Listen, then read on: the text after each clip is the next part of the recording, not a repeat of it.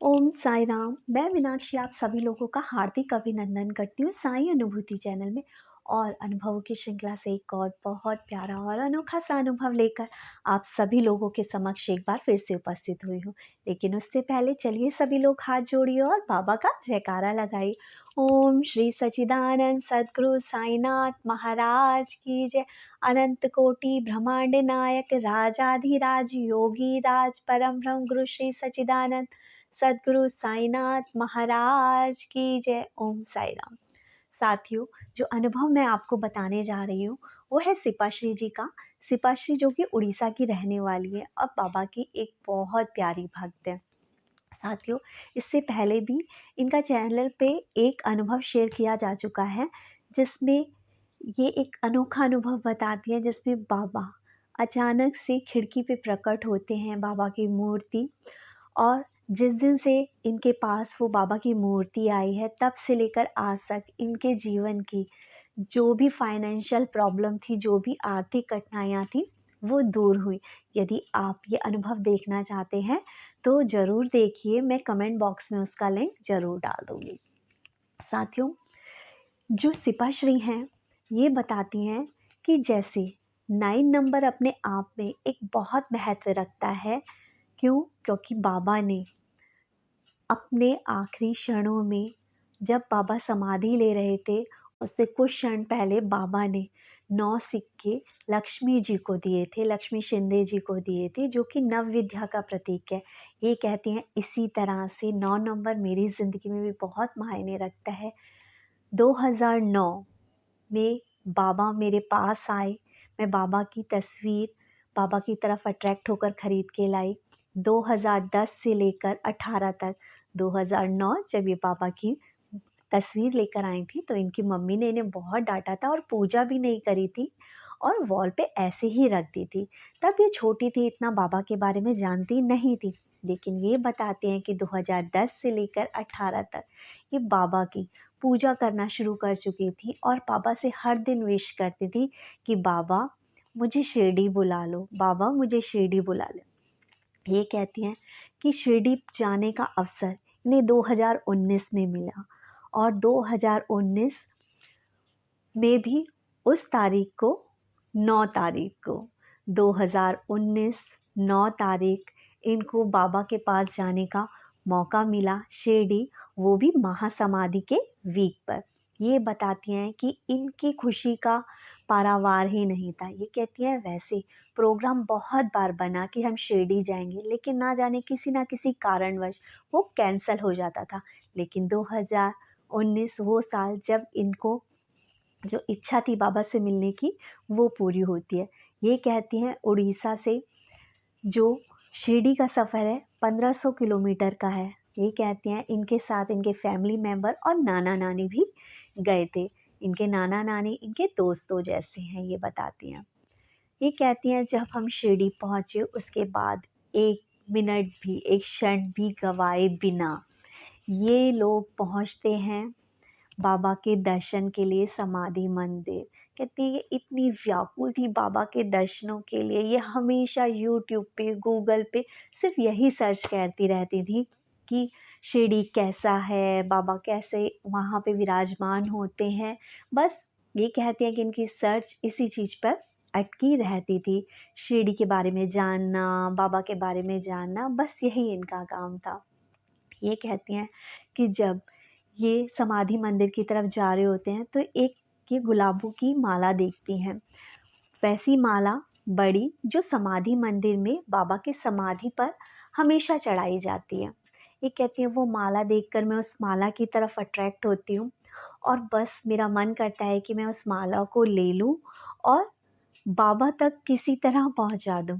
लेकिन ये कहती हैं कि जैसे कि आप सभी लोग जानते हैं कि समाधि मंदिर में आरती के बाद भी जो बाबा को फूल चढ़ाए जाते हैं वो टोकरी में ले लिए जाते हैं और उसके बाद बाबा पे चढ़ाए जाते हैं।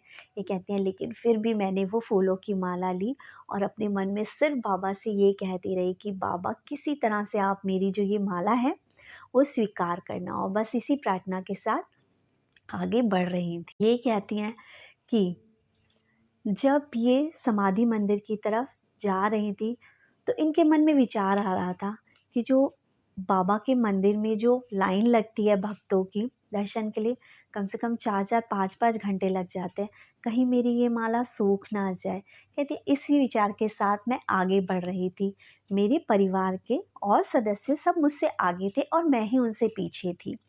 ये कहती है अचानक से एक बूढ़े बुजुर्ग व्यक्ति मुझे रोक लेते हैं और मुझसे कुछ पैसे मांगते हैं।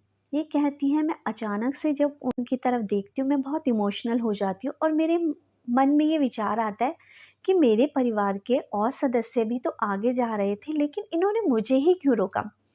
फिर अचानक से इन्हें याद आता है कि अरे मैंने ही तो कहा था बाबा से कि बाबा जब मैं शिरडी पहुँचूँ तो आप मेरी कुछ इच्छाएं ज़रूर पूरी करना। एक तो आप मुझसे 11 रुपए ज़रूर लेना, जैसे कि 11 वचन है।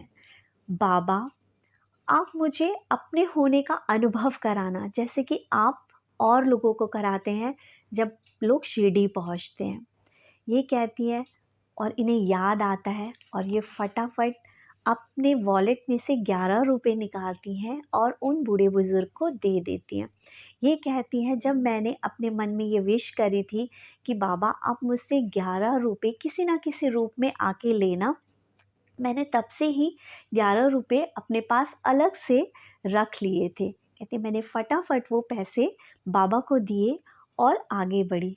ये कहते हैं कि अपने अंदर मैं जो चीज़ महसूस कर रही थी और जो बाबा के प्रति अपना प्यार था वो महसूस कर रही थी कि बाबा को पता था कि हम 1500 किलोमीटर की यात्रा करके आए हैं, एक क्षण भी गंवाए बिना दर्शन करने के लिए एकदम आ गए हैं और बाबा ने मंदिर में समाधि मंदिर में पैर रखने से पहले ही मुझे दर्शन दे दिए। ये कहती हैं कि इस चीज़ के बाद ये आगे बढ़ती हैं और समाधि मंदिर में पहुंचती हैं। जब ये समाधि मंदिर में पहुंचती हैं तो ये कहती है जहाँ लोगों को 4-4 5-5 घंटे लगते हैं, वहीं आज जो हमारा नंबर है सिर्फ 20 मिनट में आ गया और मंदिर में प्रवेश मिल गया।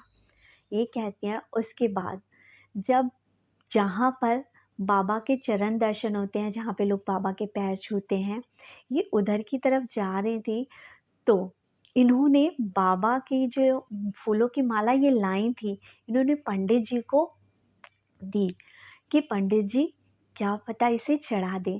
ये कहती हैं उस पल मेरी आँखों में आँसू आ गए जब पंडित जी ने मुझसे कहा कि लो माला का एक छोर तुम भी पकड़ो, और पंडित जी के साथ मिलकर मैंने वो माला समाधि पर चढ़ाई। ये कहती है बाबा की कृपा मुझ पर इतनी बरस रही थी कि मैं जो जो बाबा से कह रही थी बाबा मेरी वो हर इच्छा पूरी कर रहे थे। बाबा की समाधि पर वो फूलों की माला चढ़ाना, बाबा के द्वारा मेरी वो माला एक्सेप्ट करना मुझे इतना रुआँसू कर रहा था और मेरी आँखों से आँसू निकले जा रहे थे कि बाबा आपकी महिमा अपरंपार है। मैंने कहा आप मुझे ज़रूर दर्शन देना, आप माला स्वीकार करना। बाबा आप मुझे अपनी अनुभूति करा रहे हैं कि आप मेरे पास हैं, आस-पास हैं। ये कहती हैं कि उसके बाद ये नीम का जहाँ वृक्ष है, ये वहाँ पर पहुँची। ये कहती हैं कि इनके बहुत सारे रिश्तेदार शिरडी आए हैं, लेकिन आज तक कभी किसी ने भी इन्हें एक नीम का पत्ता भी नहीं दिया।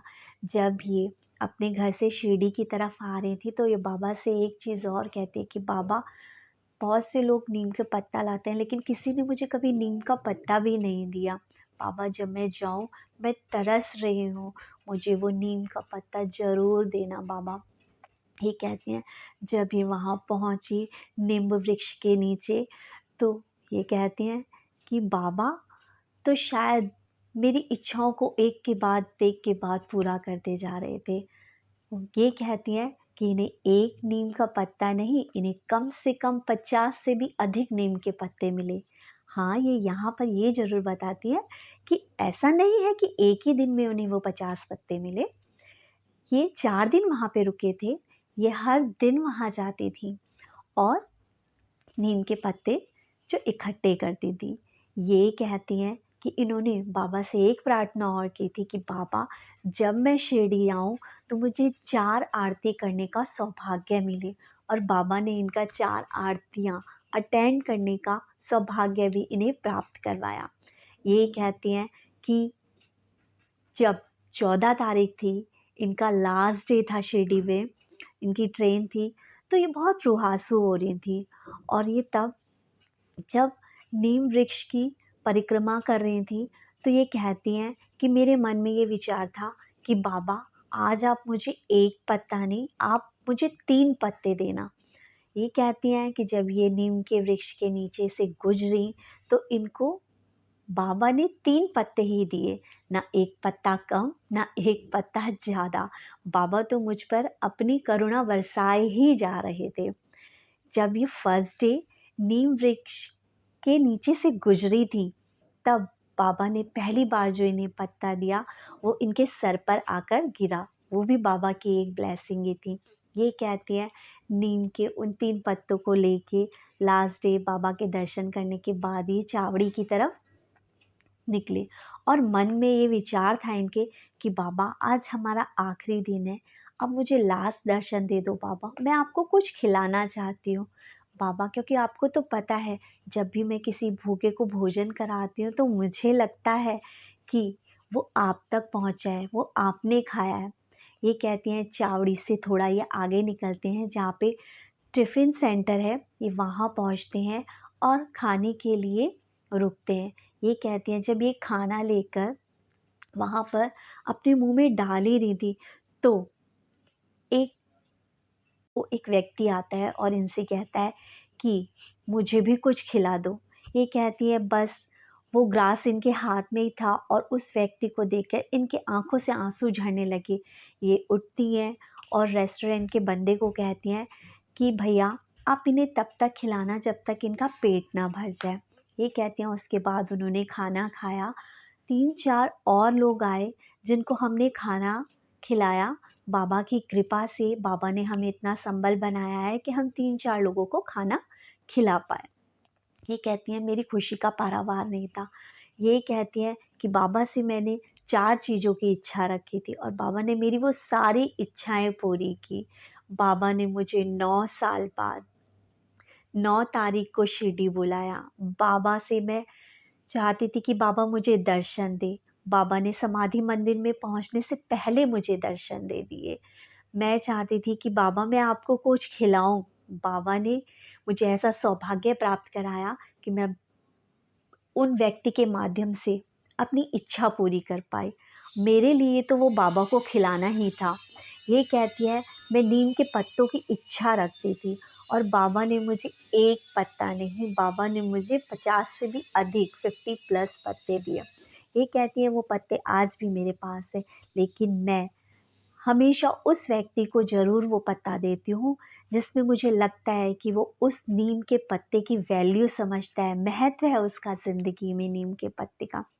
ये कहती हैं कि मैं तब से लेकर आज तक सिर्फ़ एक बार 2019 में शिरडी गई हूँ, जब से मैंने बाबा को जाना, बाबा को माना, लेकिन वो 4 दिन मेरी ज़िंदगी के सबसे हसीन दिन थे। मेरी ज़िंदगी के वो लम्हे थे, जिन्हें आज भी मैं आँखें बंद करती हूँ तो मुझे दर्शन हो जाते हैं। मुझे आज भी आभास होता है शिरडी की उस भूमि का, बाबा के समाधि मंदिर का, नीम वृक्ष के नीचे खड़े होने का और चावड़ी में बाबा के रूप में उन व्यक्ति को खिलाने का। ये कहती हैं कि शायद मैं एक्सप्लेन भी ना कर पाऊँ जो मैं महसूस करती हूँ बाबा के लिए। बाबा हर पल हमारी रक्षा करते हैं। बाबा ने हमें कहाँ से कहाँ पहुँचाया। हमारी आर्थिक स्थिति सही नहीं थी, लेकिन बाबा की मूर्ति जब से हमारे घर में आई, जब से बाबा प्रकट हुए, तब से हमारी ज़िंदगी में खुशियाँ ही खुशियाँ हैं। और आशा करती हूँ कि बाबा मुझे फिर से शिरडी बुलाएँ और बाबा अपनी कृपा हमेशा बनाए रखें। और इसी के साथ मैं सभी साईं भक्तों को ये कहना चाहूँगी कि सिपाश्री ने स्पेशली आप सभी लोगों को धन्यवाद दिया है कि आप लोगों ने इतने प्यार से बाबा के जो अनुभव इन्हें हुआ, वो आप लोगों ने सुना और बाबा के श्री चरणों में ये नमस्कार कहती हैं कि बाबा, आपका बहुत बहुत धन्यवाद है कि आप मेरी ज़िंदगी में आए हो, हमारी ज़िंदगी में खुशियाँ ही खुशियाँ भर दी। और इसी के साथ आप सभी लोगों से सिर्फ यही कहूँगी कि बाबा से बाबा को मांगो। जिस दिन आप बाबा से बाबा को मांगोगे, जिस दिन आपकी प्रार्थनाएं सांसारिक वस्तुओं से हटकर सिर्फ बाबा को मांगने की होंगी, बाबा को पाने की आपकी इच्छा होगी, उस दिन ये सांसारिक चीज़ें बहुत छोटी हैं। जिसके पास ब्रह्मांड नायक होंगे, उसके पास जीवन का हर सुख और शांति होगा। और साथियों, मैं आपको यही कहना चाहूँगी, ज़िंदगी में जितनी भी ये भौतिक चीज़ें हैं, शायद हमारे को उतनी शांति और उतना सुकून नहीं देती।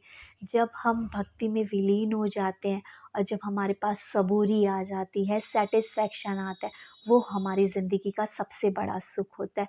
और हर साईं भक्त इस अनुभूति को अनुभव ज़रूर करता है कि जब वो बाबा को दिल से चाहता है, दिल से प्यार करता है, तो उसे बाबा से मांगने की ज़रूरत नहीं पड़ती।